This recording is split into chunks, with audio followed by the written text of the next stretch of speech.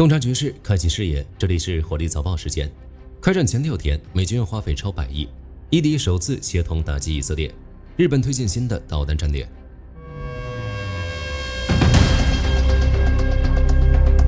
捍卫中东和平，美军重创伊朗数千军事目标。美国中央司令部司令库珀发表视频声明，通报了美军的最新进展。声明指出，美国已成功对伊朗境内超过5500个军事目标实施了精准打击，战果涵盖60多艘舰船以及多处弹道导弹和无人机制造设施。库珀司令强调，美军当前的打击重心聚焦于瘫痪伊朗的导弹、无人机网络及其背后的军事工业体系。为了实现这一战绩，美军付出了巨大的代价。据美国《纽约时报》披露，国防部官员在国会闭门简报会上表示，在行动的前6天前，美军的维稳经费投入已超过113亿美元，行动前2天消耗的弹药价值就高达56亿美元。在此之前，战略与国际问题研究中心发布报告估算，美军在行动的头100小时成本支出为37亿美元，约合每日8.9亿美元。事实证明，花费远高于美国智库预估的成本。面对美以的打击，伊朗伊斯兰革命卫队宣称，其已完成真实承诺4行动的第40波攻势，并协同黎巴嫩真主党武装对以色列境内目标及中东地区的美军基地发动了联合袭击。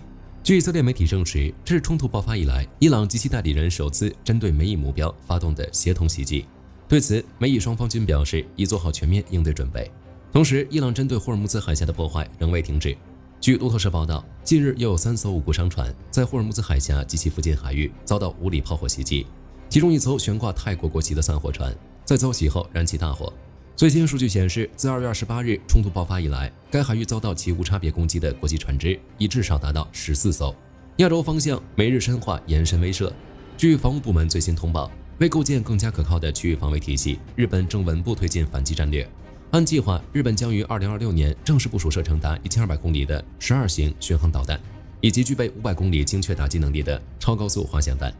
一旦实施，这些计划将为日本提供属于自己的远程导弹武器。国际战略研究所分析指出，日本此举绝非出于地缘扩张，而是面对日益增加的军事压力而采取的正当且必要的防卫升级。除此之外，日本正积极深化与民主阵营的技术协同，补齐情报侦察领域的短板，为摆脱当前仅靠9颗卫星维持预警的受限局面。日本知名企业 IHI 已与芬兰 ICE 外翼公司启动深度战略合作，双方将携手打造覆盖全球的合成孔径雷达卫星网络。该项目不仅将在2029年前显著提升日本的精确制导与目标锁定能力，还将向英国、澳大利亚等核心盟友全面开放数据共享。